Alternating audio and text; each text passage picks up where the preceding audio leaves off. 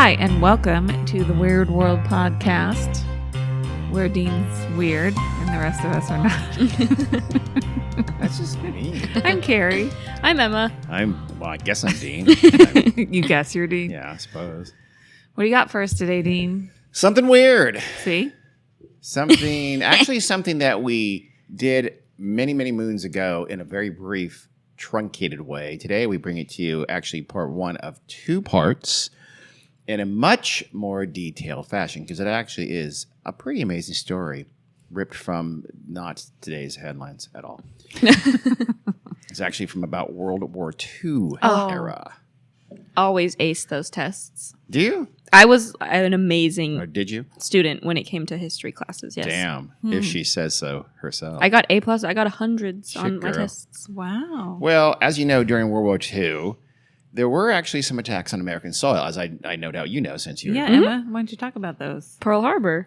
Yes. Yeah. But even after that, there was a possible Japanese bombing attack near Los Angeles in 1942, a story called the Battle of Los Angeles that we need to do one of these days. Yeah. There was another in Oregon later that same year. There was a saboteur ring called Operation Pastorius that had, due almost entirely to its own incompetence, been uncovered in New York.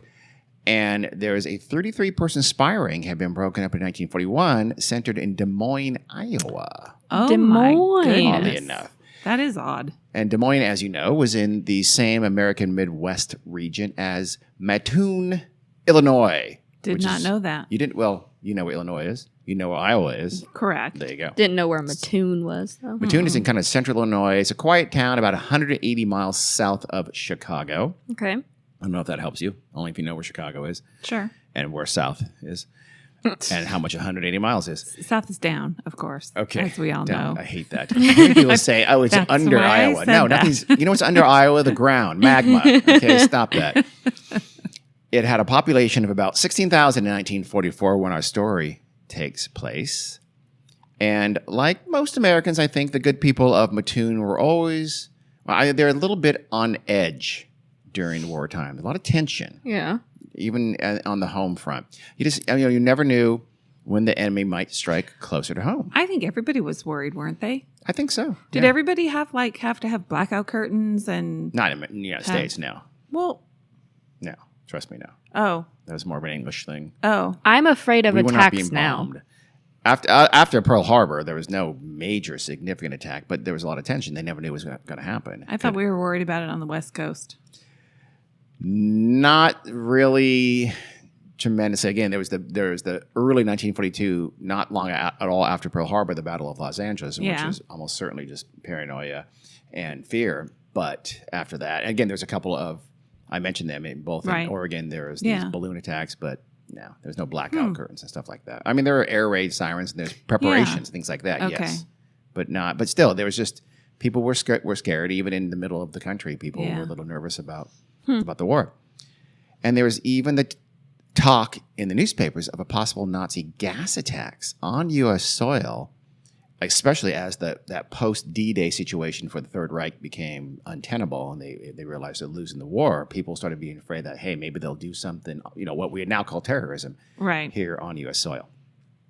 So think of that as the milieu, if you will, Okay. the tenor of the times. Probably maybe what it was like here after 9/11. A little bit, yeah. I suppose, except it lasted a lot longer. Yeah. And there was actual war going on Yeah. But in Europe. everybody was afraid I know, yeah. of going to a ball game, of going to a mall, of going Yeah. to Disneyland. Remember? Yeah, absolutely. And especially flying. Yeah. Yeah. But yeah, anything. You never knew what the next one was going to be. The Yeah. next terrorist Heard attack. it was going to be at a big event or something like that. Yeah. Turns out it was white supremacists in Washington. So our story begins in the early morning of September 1st, 1944. Though most sources report this as August 31st. I'm not 100% sure why. A lot of these things, by the way, the dates are going to be weird because they were like sort of late night, early morning when these things happened, these incidents happened. So Yeah. be careful of that. A guy named Urban Raef, R-A-E-F, he woke in the early morning feeling kind of weak and nauseous. He got the whiff of a strange odor. So do a smell sound effect there. Good one. Then he started vomiting. Go.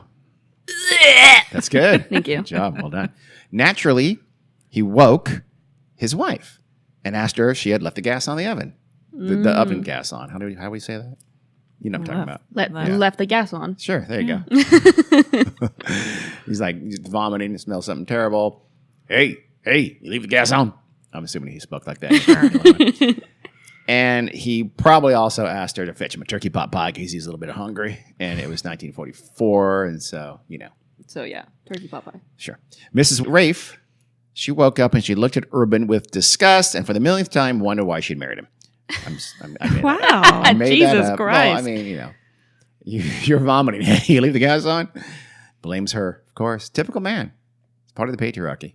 He couldn't have checked. No, absolutely not. If Well, I guess he did feel pretty shitty. So. I guess, yeah. Mrs. Rafe, though, she did not sense anything amiss, at least not right away. But when Mrs. Rafe tried to get out of bed to check on the pilot light in the kitchen stove, she found that she could not. She could not get out of bed because her legs were paralyzed. Oh my Whoa. God. Both This is like the- my biggest fear. Really? Waking up paralyzed? Waking up like something unknown affecting me. Yeah. Like being super sick and it's clearly not a usual illness and Oh. having no idea what's going on. Yeah, paralyzation, being paralyzed. Yeah. Too. I mean, we've talked about hypnopopic or Yeah. hypnagogic, whichever one that one is, a type of Yeah. sleep where you are paralyzed because your Yeah. body thinks it's dreaming, but Sleep Yeah. paralysis? sleep process. Yeah. Yeah. But this was obviously different. They're both fully awake Right. and talking to each other, and Yeah. neither one could move and get out of bed. They would soon feel all right, but they spent this terrifying time in bed, sick and paralyzed, probably thinking, what are we going to talk about? What'd you do today? But actually, no, they're pretty scared for a while, especially since he said, I smelled something terrible. So they thought there might be some kind of gas. There's a similar incident reported from later that morning of a woman. She woke up to her daughter having a coughing fit. So her daughter is coughing so bad it wakes her mom up. Newspaper accounts, though, did not give names and exact location of this incident. So it was kind of lost in the literature about this. So it wasn't reported at the time. And neither was the rapes. We'll get to that in a second, but they did not tell anybody about what happened to them right away. Okay. So it's the next evening, September 1st now, the evening of, right? Mrs. Kearney smelled something outside her Marshall Avenue home. This is, of course, the era when the newspapers always said where people lived Oh, Yeah. yeah. and they did something newsworthy, which is Yeah. terrifying and Terrifying. weird. Now they say it, but they say the 10,000 Yeah. block of Elmer Avenue. You'll see or that here whatever. sometime too, by the way. Elmer Avenue. That's well known. Elmer, like the glue is named after. That's what the glue is named after, Carrie. Thank you for that. Carrie goes from those common street name, Elmer Avenue, like, Main Street, Maple, Elmer. Why the elm and then my Oh. mouth just kept going. Okay, that's weird. That's scary, actually. It might be. Do you smell toast? Because you could be having. I do smell something, but it's not toast. Is it gas? Because we're talking about It this. smells like glue. It smells like what? It smells like glue. Now you smell glue because you said the word Elmer. She's having a psychotic you episode. No, none of us do, Gary. This is actually quite. I literally smell terrifying. nothing. No. Maybe you should go get some medical help. We'll finish this. Okay. Goodbye. So September 1st, Mrs. Kearney smells something outside her Marshall Avenue home. She was there with her daughter and her sister, Martha Reedy, who is called simply Mrs. Reedy in all the contemporaneous newspaper accounts Of course. because women did not need or deserve first names in the 1940s, as we all know.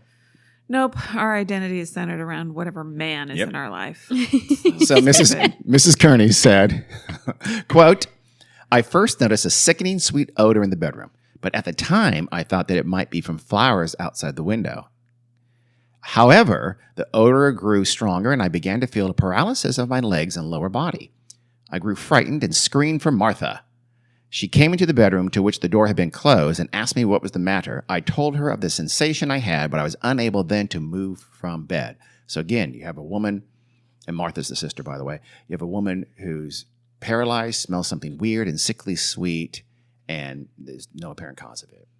That's terrifying. So when Sister Martha came into Mrs. Kearney's room, by the way, Mrs. Kearney's name I eventually found out was Aileen, or Aileen, I don't know which, by the way, just FYI. Probably Aileen. Yeah. A-L-I-N-E. How's that spelled? Aileen. Okay. So anyway, Martha came into Mrs. Kearney's room, and she smelled the odor too. Martha agreed that it was coming from the open bedroom window, so outside the house. Martha fled to a neighbor's house to call the police. The neighbor was Mrs. Roberts, of course. R. Robertson, the accounts vary. Seriously, honestly, this is one of the worst things about this story is that on almost every newspaper account and almost every current account on the internet, they call these women just Mrs. Roberts and Mrs. Kearney. Because they don't know their first names. It's hilarious. Again, remember, you called me Mrs. So-and-so this morning, and what did I say? I was joking, and you almost hit me in the face. I don't like that. Don't call me that. I don't call you that. Never called you that. I've called you other terrible things, but not that. But it is weird, though. I don't know. I just find that strange to me. But they did know their names. I was able to find out all their names eventually. Yeah. But most people who write about this don't say their first name still. Lazy. As if they're writing in the 1940s. Yeah. I don't know. So when the police arrived, they found nothing. Nothing, no sign, no smell of themselves, no cause of this sickness or this odor. Mm-hmm.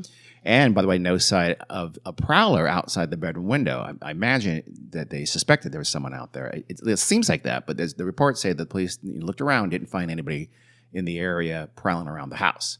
They also didn't find like trampled flowers or no sign that anyone had been around the house doing something crazy. Or, at this point, what exactly? It's still very much a blank slate. Mm-hmm.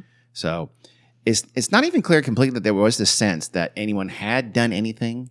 They just, got there, didn't see anybody, didn't see anyone, didn't smell anything, didn't know what was going on, and said, sorry, if it happens again, give us a call. Mm-hmm.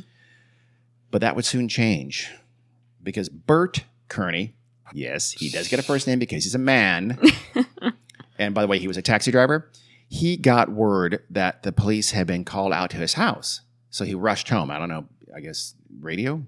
The taxi drivers listen to police radio? I'm not sure. But he got word. Somehow he found out that the cops had been to his house. He rushes home. He arrived there sometime after midnight and before 12:30 in the morning. So the police had already gone. They've come there, investigated it, and left already. As he's coming home, as he turns into the driveway, his headlights illuminate something against the side of the wall of his house. That something, in his mind, formed in the shape of a man lurking near a window. When the prowler noticed Kearney driving up, he or she took off. They fled. Kearney gave chase. So he pops out of his car, he gives chase, but remember, he's a taxi driver, so he did not catch the prowler because he was a taxi driver. I'm stereotyping taxi drivers. Yeah. But it's probably pretty true. Especially in 1944, white male taxi driver, come on. He was at least $2 minimum. $2? 100 pounds. I don't know. I think people were slimmer in 1944. Really? You know what? They were probably hungrier. Yeah. Not as much food. Mm-hmm. Good point. Well, Rations. He didn't catch him. Yeah. Oh, did we have a lot of rationing like England did? Oh, yeah. We had some, right? But not as bad. My mom has her ration card or something from... What? Yeah. Mm-hmm. Wow. She was alive. Damn. She was alive. She's like a cave woman. So...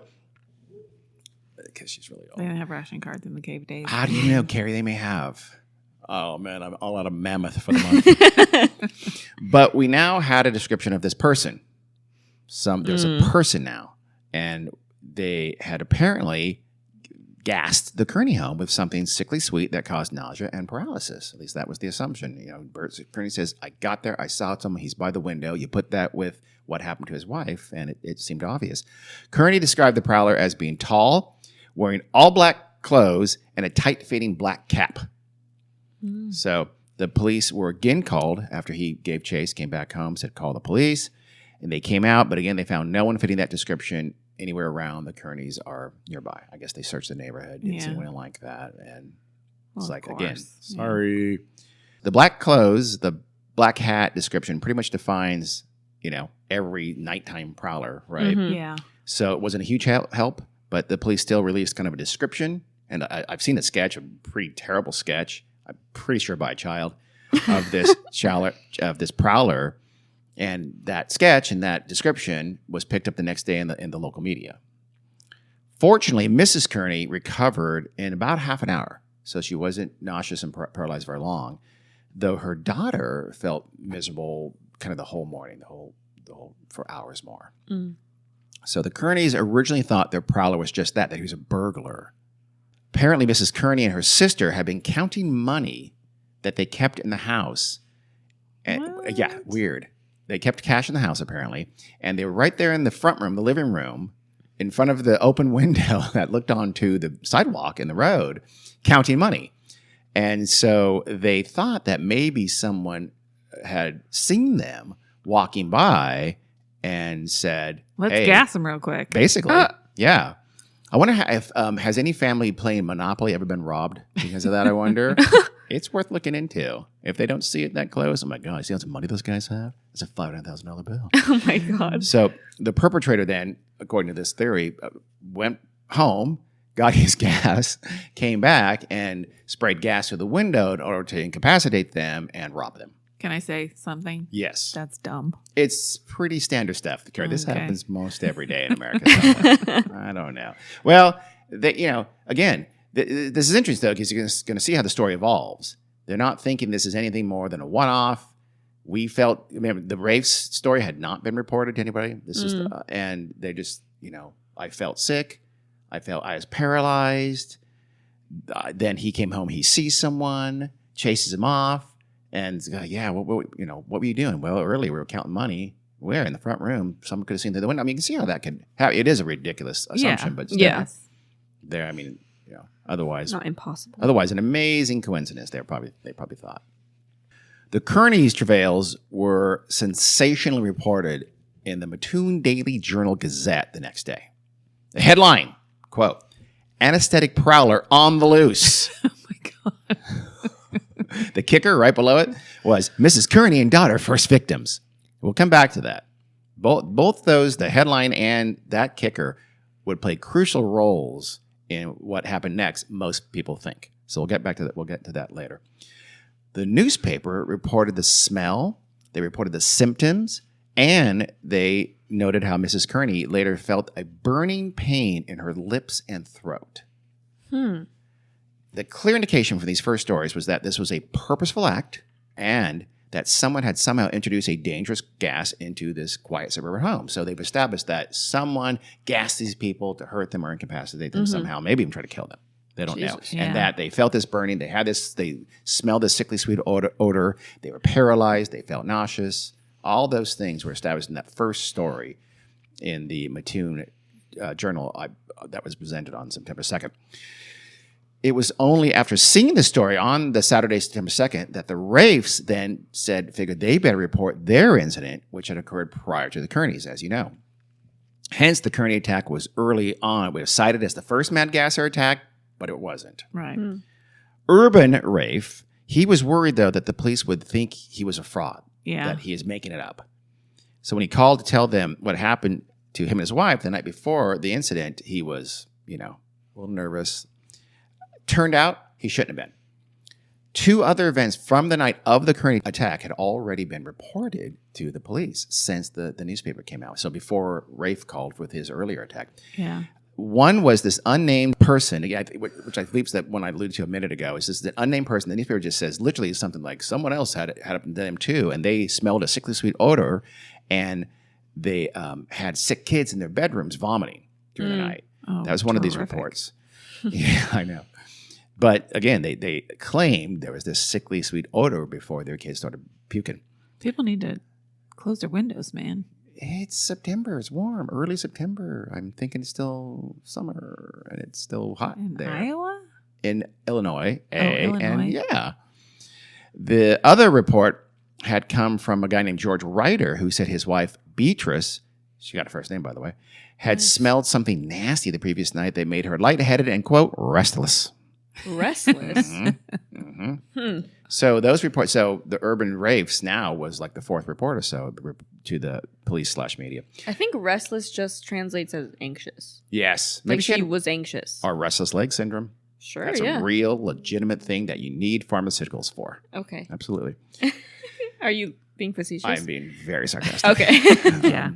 The newspaper theorized that the gas could have been chloroform or ether. Or, they said, maybe it was both combined. And they theorized that it had been sprayed into the homes with some kind of apparatus, like a pesticide sprayer. Like they put into a spray gun or something like that. Squirt, squirt, squirt into the room. Do Squirt, bad squirt, things squirt. to them. Great sound effects. Thank you. Well, okay, you did it. That's pretty good. Thank you. It's not great, but it's pretty good. How about whoosh, whoosh, whoosh, Carrie, you do yours. No, but I'm going to give you temperature information from Mattoon, Illinois in Oh September. my God. Bitch is on her cell phone getting 1944 temperature. Okay, September 1st. Well, go. not 1944. 1944. These are just averages. No, that's not going to help us. Why? It could have been a heat wave. Yeah. Like, seriously. Here's the average. Okay, what's the average temperature September 1st? Well, I just got off of You're it. dead to me. And actually, you should do August because it's an average for the full month. Then it really is closer to August than it is the full month of September. So you're killing me here, Oh, Carrie. you're killing me, Dean. No, we're both killing each other. Killing us softly with our songs. The newspaper initially called the mystery attacker the anesthetic prowler because of this theory, because of this idea. Which, by the way, is just lazy and it's at least 17 times worse than the words mad gasser, which will Mad later became known as the mad gasser of Mattoon. Wow. Way better than anesthetic prowler. That's Yeah. super lame. Yeah, I agree. So fear grips little Mattoon after this little first spate of attacks. But the gasser waited until September 5th to strike again. On that night, a Mrs. Cordes, Cordes, and her husband returned to their home on North 21st Street. It was night. They used the back door to enter their home, as was their custom, and they went about their business just settling in, right home for the night. You know why? Because it was probably alley loaded. Ooh, maybe so. Listen to Carrie. She's learned some She knows stuff. home building terms, Yeah. and she's going to throw them out. I'm very impressed by Did she that. learn that recently? Recently, yes. Oh, okay. No, but, No, I, she's but not. I don't often have to use the No, term. yeah. So Alley You load. rarely have to use the term. I use it all the time. Beulah Cordes, and who, by the way, did get a first name. Yeah. Probably because it's Beulah and they just wanted to write that. Beulah. Beulah. She opened the front door to let in some air on this warm night, Carrie. So it was it warm could have been here. unseasonably warm in Yes. 1944. That probably is not unseasonably.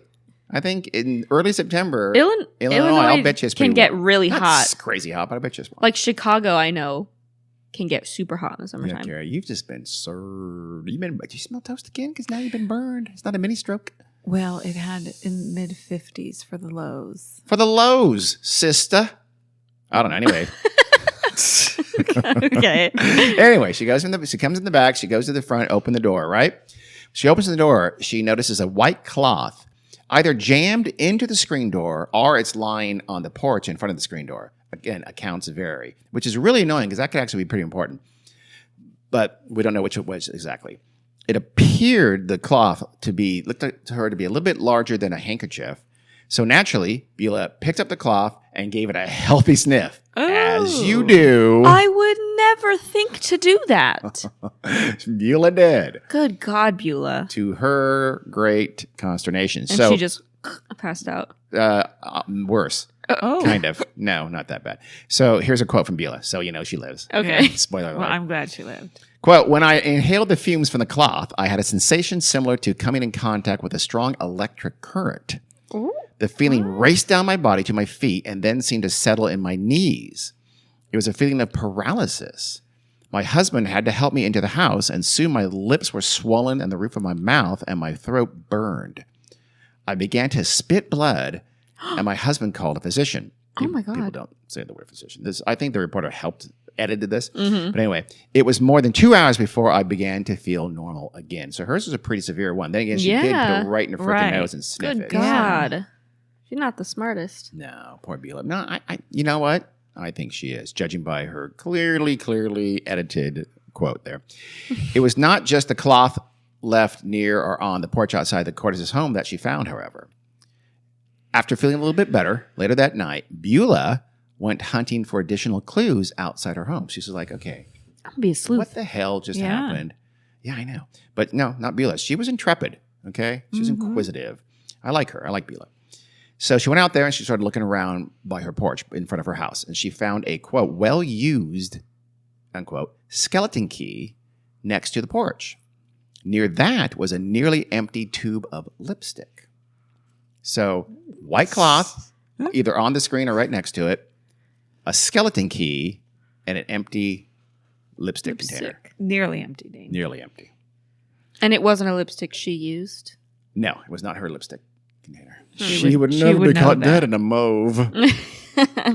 She was a In little... 1944, hell no, you Oh didn't my wear God. mauve lipstick. She was a winter. You wore red? Yeah. Or red. There were 3 shades of red that you wore. red, crimson. Bright red, dark red, orangey red. Hot pink. Yeah. Putting the key together with the gas, Beulah figured the cloth had been placed on the porch to incapacitate their dog that usually slept on the porch. The gasser, she thought, would then be able to rob the house in comparative peace without being chased away by the dog. It's not clear if the dog was not there or what happened to it. I've never read anything that said, okay, well, was the dog there? Or This was their front porch. Their front porch, yeah. They put the dog in the front porch. Remember, they had an alley-lit house, Carrie. So they put the dog in the front Well, porch. sure. I don't know if they chained it. They probably did back in those days. Or maybe they had a white picket fence Probably had a white to picket keep the fence. There dog you go. inside. So Probably. they put a white. So apparently, that's what they were thinking. That was her theory, anyway. They were trying to drug the dog to get out of the way so they could rob their house. But apparently, Beulah's dog was a lot smarter than Beulah. Yeah. Because it did not sniff the mystery cloth. Or maybe the dog just was in the backyard or inside or No, I don't think it was a back dog. Like I think Carrie's right. there was no there's back or front yard. Yeah, It was probably just- Yeah. and certainly no. Like in California, we have the fences that go completely around the lot. In the Midwest, they didn't have any. You don't have back fences. For Yeah. the most part. I see. So they probably kept the dog on a chain in the front. on Makes the sense. porch, yeah. So in searching for the Cordes prowler, the police picked up a man wandering around the neighborhood only about a block away. So finally they have somebody. He claimed, though, that he was just lost. And that he was not wearing those all black clothes. He wasn't like a ninja. He didn't have that cap on his head. So they sent him on his way. Yeah. Well, what time of day was this one? This is at night. Okay. So later part of the night. So he's just walking around the neighborhood and says, I'm not going to lie. I'm lost. I don't know how. In fact, do you know where 525 Maple Street is? Can you give me a ride? I don't know. But they didn't think he had anything to do with it. Okay, good. Well, you thought this was going to I was suddenly worried. lurch into a story about a Yeah, person false convicted of something. confessions Got it. and- yeah. Oh, God. Okay. No, that's your thing. Investigators had the cloth tested by the Illinois State Police Laboratory, but they did not find any substance that might have caused Beulah's violent reaction.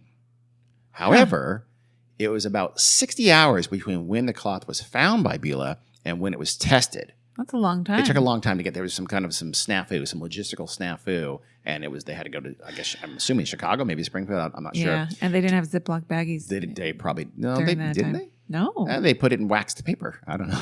or a plastic bag, or a paper bag. Paper or bag, something. yeah. So it's possible that any substance that had been on it had evaporated. So we can't be sure, but the laboratory did not find anything on it. The same night as Beulah's cloth sniffing misadventure, I like to call it, Mrs. Leonard Burrell, Ugh. and again, Leonard's a weird name for a lady. oh, Carrie, that was good. Sly That's smile rich. you. She's good. Mrs. Burrell, Burrell. How do you want to pronounce that? Burrell. Burrell. I don't know. Burl Burrell. works. Okay, I'm gonna go Burrell. God damn it. Burrell. Mrs. B spotted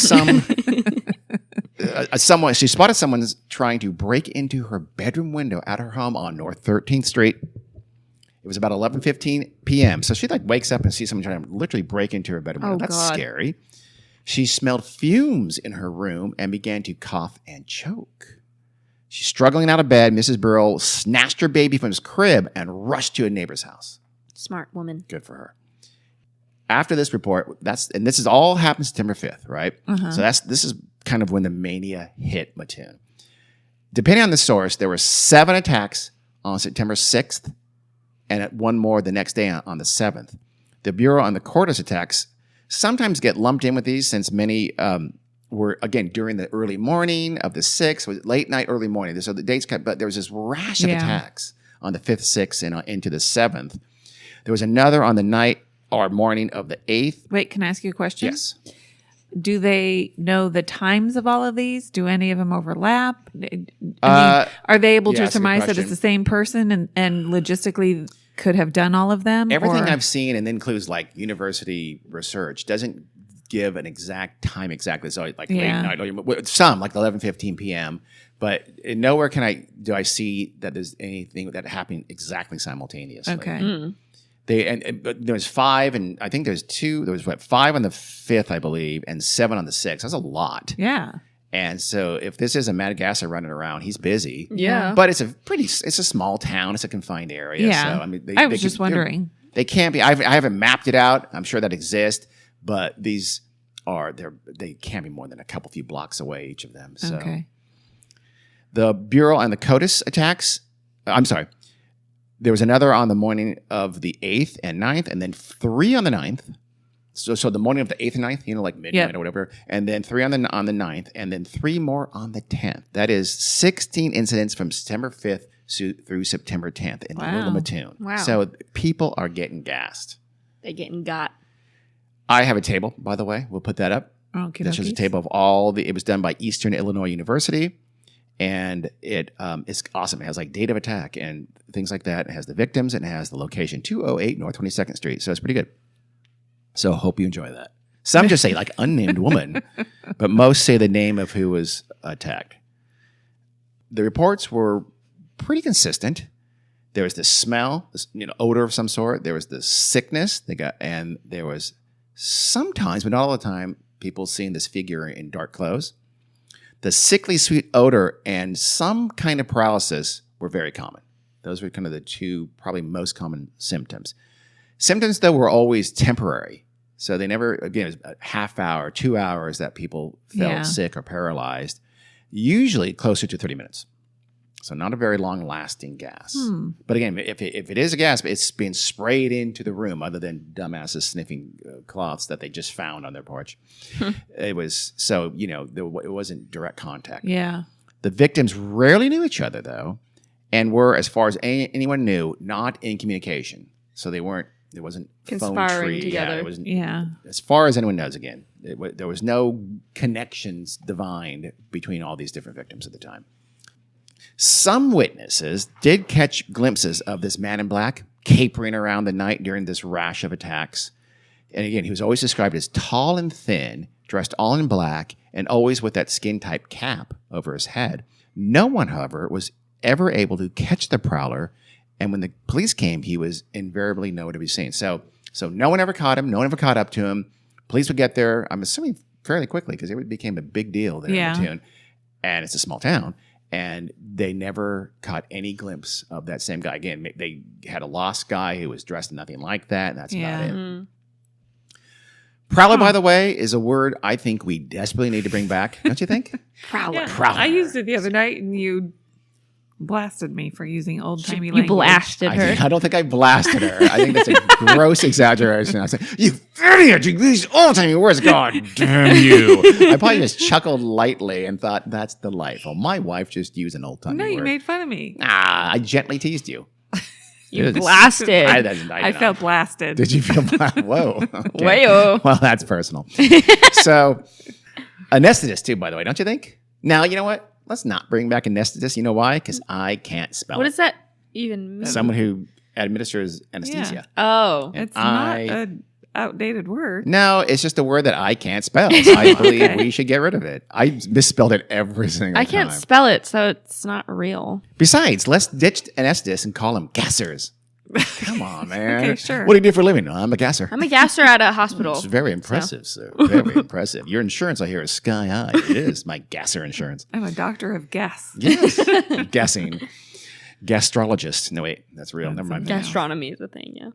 Sisters Maxine and Frances Smith, during this whole brouhaha, this Okay, old-timey language. okay, that's a little bit old-timey. During this rash of incidents, Frances and Maxine Smith, their sisters that lived together, they were struck twice Wow. on the 6th and again on the 7th. Oh, my Huh. lord. Interesting. Somebody really had it in for those. Yes, the Smith girls. Yeah. They call them the Smithies, I'm assuming. Smiths. They probably didn't.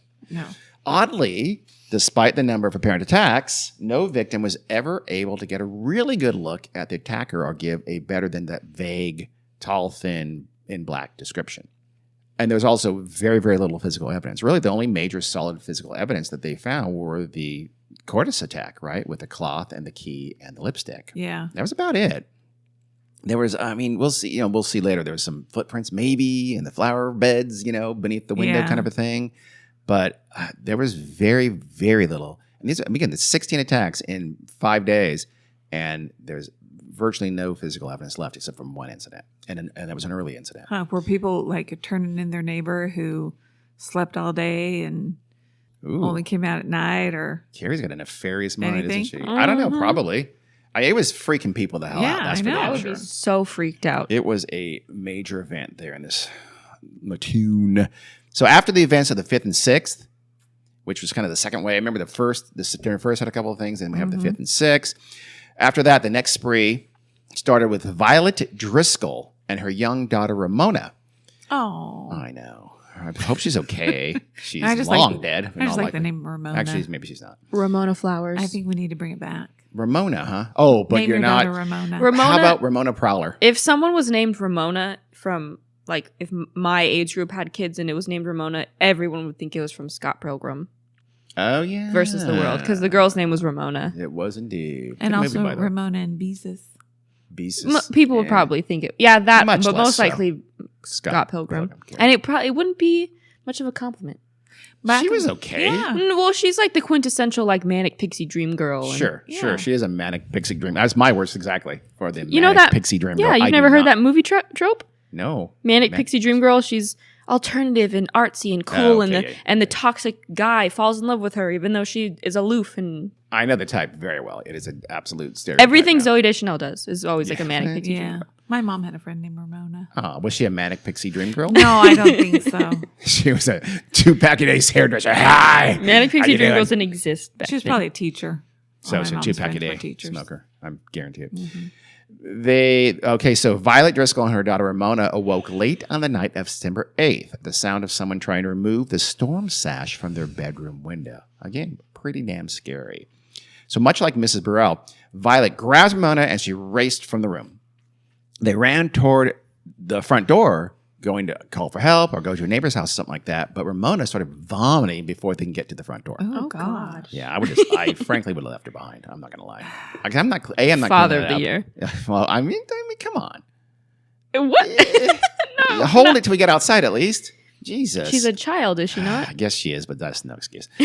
So Violet opened the door, I guess probably to get away from her vomiting daughter, and saw a man in dark clothes sprinting away from the house. Later that night, so now it's the early morning of September 9th, the interrupted spree continued. The gasser went for a home where several people were sleeping, including Mrs. Russell Bailey, Catherine Tuzo, Genevieve Haskell, and her young son, Grayson Wayne Haskell. Wait, Wayne. all these people with different names were sleeping in the same house? I don't understand it either. I do know that Genevieve was an obvious fan of Batman because Grayson Wayne, do you get it? Do you get it? Do you get Dick it? Grayson. And Bruce Wayne. Yeah. I'm Dick assuming. Grayson is This 1944. Nightwing, Batman was okay? 39, Right? 40, something like that. Is Dick Grayson? Oh, is he in the early Nightwing? ones? Yes. Yes. Yes. He was the first Batman. He was the first Batboy. He was the first Robin. Robin. Yeah. So, yeah, they are. These are non-related people in the same house. I don't know why. Hanging out. But they're sleeping. Sleeping, So so. I don't know. The next night, September 10th, came another little cluster of 3 more attacks. One took place on Moultrie Avenue, where elementary school principal Frances Smith with her sister Maxine Smith. Wait, you heard me right. Have we heard those names before? We have. Yes, we have. It's the 3rd time the Smith sisters were struck. Wow. What? They were the They- unluckiest women in Mattoon. Clearly. Good 3 lordy times, lord. 6th, 7th, and 10th. Poor Maxine and Frances. God, Wow. that's awful. I feel bad for them. Maxine and Frances on this night smelled that familiar sickly sweet odor. They were overcome. They began choking and they felt sick. Paralysis gradually gripped their arms and legs. This time, they actually reported seeing the gas fill the room like a, quote, thin blue vapor, unquote. Unquote. A buzzy noise outside the window sounded like the gasser's spraying apparatus, at least to the 2 women. So they thought they Yeah. saw it and heard themselves being gassed and then felt the effects. Later that night, Mr. and Mrs. Stuart B. Scott, Stewie, got back. I'm assuming he was a friendly guy. They got back to their farm just outside Mattoon. This one's just a little bit outside the city limits. They enter their house only to be assaulted by that ever so familiar sickly sweet smell permeating their home. So by this time, the gassings were epidemic in Mattoon, and that was the kind of the last of that spasm of incidents. So let's talk about the reaction.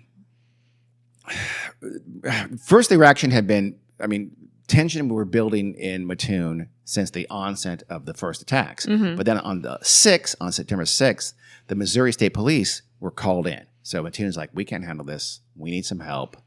Wait, I mean the Illinois State Police, I'm sure. I have no idea why I typed Missouri. That makes no sense. Missouri was like, you know what? It's not. Why are you calling us? I'm confused. Oh, are we in Missouri or Illinois? I'm giving a southern accent now for no reason. 2 agents arrived the next day from the Illinois State Police. 2 agents were also dispatched from the Springfield, Illinois FBI office to see what was going on in Mattoon. So the FBI is now going. There's probably some senses. Let's just see if there's some kind of Nazi thing going on here, some kind of a war thing. So some Mattoon police squad cars were also equipped with 2-way radios for immediate communication between officers on patrol. This is, at the time, a high-tech solution. Really? That's funny. Yeah, so they finally had 2-way radios they can talk to each other. 1M12, 1M12. That's what I read. It said this is like a new thing, apparently. So I didn't verify that because it doesn't seem like it would be, but it was, according to some people. I don't know. Take it or leave it. I know. Somebody out there investigate that because I frankly don't have time for it. Yeah. And tell us. I'm thinking back to old gangster movies. Yeah, did they have 2-way radios? I mean, not walkie-talkies, but using radio. It sure seemed like they did, but raves. we're talking movies, so who the heck knows? True. Dick Tracy.